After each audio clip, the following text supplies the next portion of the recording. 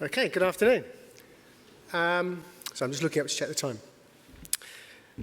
This is a little bit different to the last time I spoke, which is, I think, about this particular event, which I think was about 5 years ago, when I spoke after Sir Digby Jones gave an after-dinner speech at 9 o'clock in the morning, which was a bit difficult to follow. I had some rather dry slides then. As for today, we'll see how dry they are. I'll leave you to be the judge of that. Well, hopefully, I'm going to walk through all of the three topics in this title slide. Financial stability, macroprudential policy, and mutual recognition. And cover both of my formal areas of responsibility at the Commission, financial stability and international policy, and draw in themes, Brexit, innovation, and international standards. And it's quite an eclectic mix, to be frank, but I've structured it with a deliberate narrative. Hopefully, you'll see the thread as I go through. I'm going to start with risks, financial stability risks, local and global, move on to Brexit risks, move seamlessly onto macroprudential international standards and policy, refer to how it's used as a Trojan horse for protectionism within the context of policy and free trade agreements, to arrive, hopefully, at a discussion of the subject matter of mutual regulatory recognition, which has been the focus of much of my work over the last 6 months, and end, hopefully, drawing on some points of relevance for ourselves here today. And somewhere along the line, I'll mention innovation, and it's a bit like Where's Wally? If you spot it, do shout out. So, my objectives for this session are threefold. Impart information that's useful in understanding the island's strategy in relation to Brexit, drawing on work that I've undertaken, sharing some personal thoughts and insights into relation to the regulatory issues facing the UK and its negotiations with the EU27, and reporting the results of some of the local financial stability work streams that we've been undertaken locally. In actual fact, I'm going to start with the third of those, local financial stability work streams, to use that horrible public sector phrase. So our Financial Stability Committee, FinStack, was one of the recommendations of the IMF when they visited the bailiwick back in 2010, some time ago now, undertaking their FSAP, that is their Financial Stability Assessment Programme. So the list of recommendations back then were pretty benign, to be frank. For example, to use inverted commas, consider how best to implement the public disclosure standards established by the IAIS, for instance, for insurance regulation. And in the main, all the recommendations that set out then have been reviewed, and where actions determined have been completed. One of the more material recommendations was actually, and I quote, consideration of establishing a forum devoted to the monitoring of financial stability and coordinating policy responses. So this forum being FinStack, and it was set up in 2016 by the states. And it undertook its first assessment this year and reported to the Policy Resources Committee. Amongst other things, the objectives of FinStack are as follows, which is to identify, understand and monitor and assess threats, vulnerabilities and risks to financial stability in Guernsey. The committee met several times this year. It's chaired independently. Myself, Case and William are on it. And it discussed lots of things and occasionally discussed threats, vulnerabilities and risks to financial stability. But so, not to be too facetious, but this slide summarises the main systemic risks as identified today and as identified by the IMF 7 years ago. And effectively, they've not really particularly changed.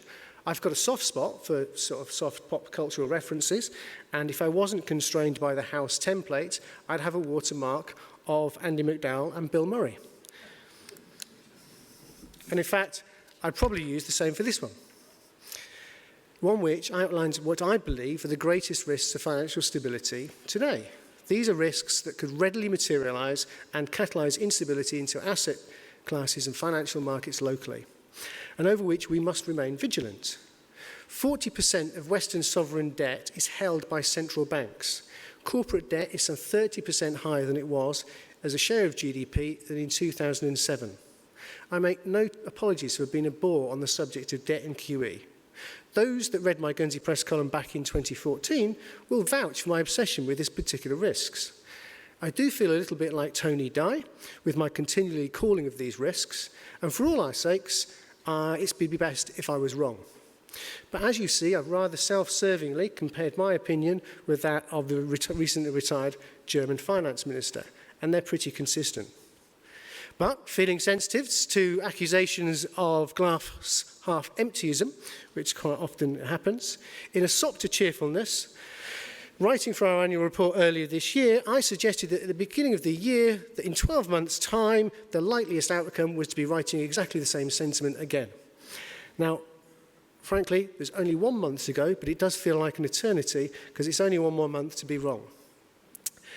Hopefully, I can better my predictions than last year when, in a video recording, because I was in Hong Kong, just 2 weeks before the election, I'd suggested that Donald Trump was unlikely to be elected.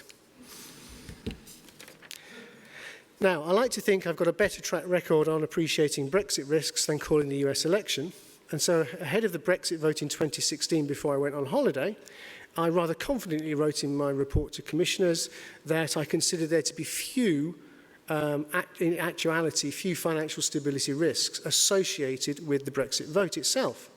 The majority of risks at that time were economic, not of the catastrophic Project Fear variety, but obviously fairly predictable outcomes. And I've listed them here. A real impact on growth, consumer spending, investment, and the capital account has actually materialised. After the vote, though, I did feel that the Bank of England's Financial Policy Committee did rather grandstand with its immediate policy response. That is, amongst other things, varying the counter-cyclical buffer for those that follow these things. But economically and personally, I rather viewed that more of a traditional demand management type response, because there was no real monetary policy levers that they could have pulled in the face of a potential shock to consumer confidence. Longer term, though, I do see Brexit posing a significant financial shock to the EU 27. After all, it's one that I personally believe they're deliberately ignoring at the moment, given where they are in the state of the negotiations. But I can't see how the dependence of EU 27 corporates on London for financing it will be anything other than painful for the EU 27 economy. I'm not going to get into the long-term economics of Brexit here. As they say in Stars of Our Eyes, but to paraphrase, today, Matthew, I am just compartmentalising and focusing on financial stability issues. But the risks are real. Elizabeth Corley, Vice Chair of Allianz Global Investors, illustrated the scale of the problem recently at the ESMA inaugural annual conference in Paris last month, when she said that they had 9 million contracts that needed to be contractualised post-Brexit. 1 million in the UK, 1 million UK customers, and 8 million EU 27 customers that require contracts that require legal change. Now, personally, I like to follow, and in line with comments of Sam Woods, the Deputy Governor of the Bank of England, I felt he made a telling contribution a few weeks ago, one that I'm personally minded to believe, but he betrays the fact that contractual solutions can and will be achieved by the two sides talking to each other in terms of achieving a line in the Brexit agreement that will able to resolve these issues. I talked this through to one of the Barclays staffers that came across from the Brexit team the other day, and we agreed. All pretty fixable contractually, quite probably, so long as the two sides are still talking to each other come March the 30th, 2019. So fingers crossed there is an exit agreement. For us in Guernsey, though, it's a watching brief and trying to be plugged in with the various competent authorities. So, as you see on this slide, I've actually hinted at a bit of a personal view here, because I'm now talking about macro-prudential international standards and policy.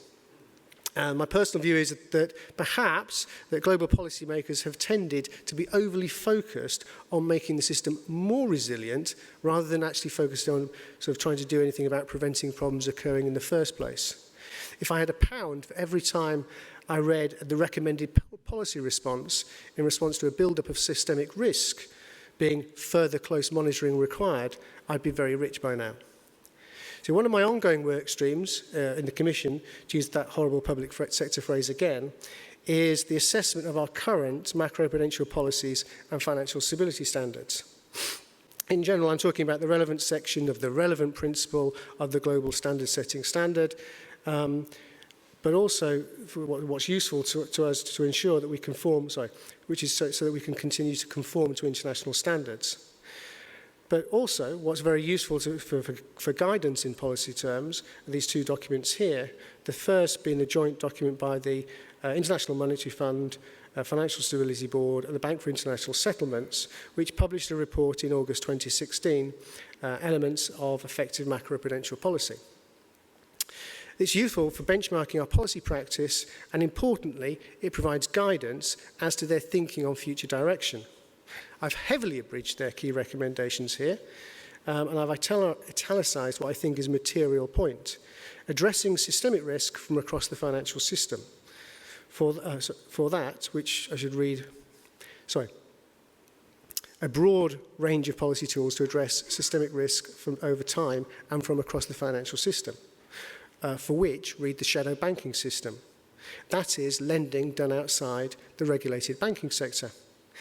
The FSB IOSCO report in January set out also a series of recommendations, in part because they were rebuffed previously trying to designate global asset managers as systemically important. The point being that asset managers don't hold prudential risk on their balance sheet, so their failure doesn't create a systemic risk. So once they got out to consultation, they came back and they produced this alternative response instead. One of the Director Generals of one of these bodies actually said that they felt, similar to what the Chairman has just said, that they felt the FSB was having a bit of an existential crisis in the matter and it felt a need to do something. But the report proposes actions which on the face of it seem fairly straightforward, such as setting leverage limits. But the working party that's been constituted to set the leverage limit hasn't yet managed to find a single definition of leverage with which to use to put into the policy recommendations. But what is useful to be aware of is that such policy recommendations find their way into local regulations closer to home in the EU 27, a point which I will return to momentarily. The report that was set out by the FSB and IOSCO all suggested that pension funds should be next for consideration for such macroprudential tools, something which I personally spoke against again at a forum back in IOPS in February. So, this is the part of my presentation where I segue to talking about Brexit, and it's about as subtle as a chord change my status quo. It's a difficult topic to cover. Pitching the right level of information and pitching it correctly is a bit difficult because we've all become such barroom experts over Brexit and what's going on. So the risk is eyeballing telling you stuff that you already know rather than just boring you. So the options available to the UK over the last 18 months haven't changed. They've got the various options, the EEA agreement, the Swiss agreement, Canadian or WTO trading. I was at a conference in Amsterdam in May in 2016 when the president of the Eurogroup, and I can't pronounce his name, my apologies, said that on June 23rd, British voters should bear in mind that the EU had never negotiated an FTA with a large financial services element, a point I think that's only become appreciated recently in UK circles. But in terms of precedent, the Canadian model does provide most guidance for the UK, and in my view sets out a basic template because it does allow for the cross-border provision of financial services without establishment. It's in that agreement that the principle is set that this can be done. It's just that the scope of the Canadian agreement, the scope of financial services, gets salami sliced out the back in the annexes. My previous slide might have implied that at times I feel policymakers have a bit of a fetish for introducing macroprudential tools into market-based financing supervision. That's a bit of a mouthful. But speaking at the ECB Financial Stability Conference in May, Vitor Constancio, who's Vice President of the ECB, complained that the European Commission hadn't proposed any new macroprudential tools. The point being that once new tools are in place, it's easier to determine non-equivalence with a regime that doesn't have them. Or I might just be being paranoid. A key point to make here, though, is in the FTA model as outlined by the Canadian deal, there's an allowable prudential carve-out. That is, it's perfectly allowable to carve out the scope of your financial services out of the agreement on macroprudential grounds. And this is allowed. And the EU are already following this route. And let's give credit to where credit's due. They've been pretty innovative with the tricks that they're pulling. In June, EMIR 2 controversially proposed the extraterritorial supervision of third country clearing and giving itself the powers to instigate the relocation of activities of third country CCPs if they are deemed to pose systemic risk. Barnier just this week cited financial stability issues as reasons making agreement on a free trade agreement with the UK more or less impossible. Now, assuming Barnier's public statements are effectively just public positioning and negotiating ploys, moving to some arrangement to a free trade in financial services will require some form of arrangement for regulatory cooperation, as Deputy Trott alluded to earlier. The EU quite rationally prefer to default to regulatory recognition. They've got an equivalence process already set out. Sorry, not equivalence provisions. But frankly, they privately and publicly stated that the current third country regimes weren't designed for a market the UK's size, i.e. a country with a capital market several times bigger than their own. So the EU equivalence process has major downsides for the UK, but it took a little time for city lobbyists to fully get up to the speed with these issues, but it's now what they're lobbying for. Now they're effectively all coordinated on the same page, and as shown here, you've got sort of basically the public positions and lobbying positions from two different key city groups. Appreciating that regulation is potentially the largest non-tariff barrier to free trade in financial services, the city lobby groups generally favour an arrangement which mutually recognise the two sides' regulatory regimes. In principle, it's not necessarily a difficult task day one to do so, given that the regimes are supposedly identical, but the devil is in the detail of how you have a mechanism to achieve that. So the key issue for them going forward is agreeing a framework for governance, processes and measurement arrangements of the architectural and institutional template to manage and oversee a process going forward that includes something that's generic and a generic template to be able to plug into the free trade agreement to achieve mutual recognition.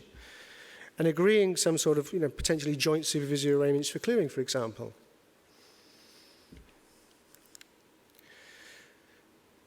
So, as I've just said, it might be a bit harsh, but policy potentially true, that some UK sort of commentators were a little behind the curve in getting up to speed on these issues, particularly with the problems with relying on sort of the EU equivalence process, which for market access post-Brexit would have been asymmetric for the UK. So, and as such, a narrative was catalysed earlier this year, and Vicky referred to it earlier, catalysed by and kicked off by the Governor of the Bank of England, Mark Carney, earlier in January, and Andrew Bailey, Chief Executive of the FCA. This narrative that suggested that looking to international standards was a better route for creating a consistent and coherent global regulation. Obviously, no self-interest from the UK side, who didn't want to rely on an equivalence process. The key points of this narrative are outlined on this slide here. The fundamental problem is that the principles and standards are set at a high level, and the tendency in the EU equivalence process and assessments to follow a granular rulebook line-by-line assessment. So in a nutshell, you want something that's in the middle, that's that framework for assessment that I was referring to earlier. In a nutshell, for a deep and meaningful relationship for free trade in financial services to work between the two, there's a framework going to be required for regulatory recognition, and it's the whole ballgame. But the good news is, if that's somehow achieved, and as Deputy Trott said earlier, you can design a replicable framework. It can be used to plug and play for other future free trade agreements, and we potentially could be brought into scope of some, if not all. So, to bring this all back to Guernsey, and to turn to the relevance of all this to ourselves. As communicated by Deputy Trott earlier about the Brexit strategy for the island, we've been pursuing a strategy of engagement on these issues with the relevant competent authorities in the UK and elsewhere. This slide talks through some of the specifics of that strategy. It's something I personally have gotten quite deeply involved in too. As a regulator, we've had various technical discussions with other competent authorities on the topic during the year, flying the few kite on occasions on processes and pilots that might help as a road to developing a recognition framework. And through the Guernsey Finance membership of City UK, referred to earlier, I've been on the International Regulatory Strategy Group Working Party that produced the FTA report that was published and fronted by Mark Hoban in September of this year in Brussels and London. Where the mutual regulatory recognition discussion ends up is impossible to say. but there's every possibility we might end up with a new international framework or a template for bilateral agreements to follow in free trade. So we could very well see a harmonisation of supervisory standards through a growth of networks of multilateral agreements and sort of that more efficient and a liberalisation of free trade in financial services through the mutual recognition route. However, the here and now of our position vis-à-vis the UK, where it could be entirely possible for us to be on the UK, under the UK's wing in rest of world agreements, not talking about the EU with the EU 27, it's important for us to be technically understanding of how these arrangements might work. And that's the main focus of the technical work, to ensure that we were able to pass any assessment bar for participation if we, and that's the Guernsey we, felt it was in our interest to do so. It's important for us, however, to use this narrative to position ourselves as supporting the UK regime and supporting the UK economy going forward, and position ourselves as a natural partner. Important messaging in normal times, let alone these extraordinary times. So finally, not quite in the order above there. First, my 3 pointers to take away, as it were, my 3 takeaways. Mutual regulatory recognition is a potential major force going into 2018. To be frank, I think it's unlikely we'll be getting a seat at the table for any UK-EU agreement, but it's important that we win the debate that a framework for MRR, to use an acronym, apologies, could form the core for other future free trade agreements and trading networks, and thus continue to be part of that conversation. Second, I think we'll see the EU continue to use financial stability to keep as many activities out of scope of the free trade agreements. Importantly, not necessarily immediately, but keeping it open so they've got continuing possibility in the future to do so. And finally, back to financial stability. I think the big ticket risks remain unchanged, but added to all of that, the necessity of unwinding the exceptional monetary policy positions of recent years is going to add to those, but to be frank, that's a whole presentation all of its own. So to conclude, hopefully I've took you on a little journey, drawing on the various themes and topics highlighted on that title slide, and I've succeeded, I should say, in providing a little light on how the various strands of all of that have fitted together and their relevance to us today. Thank you very much.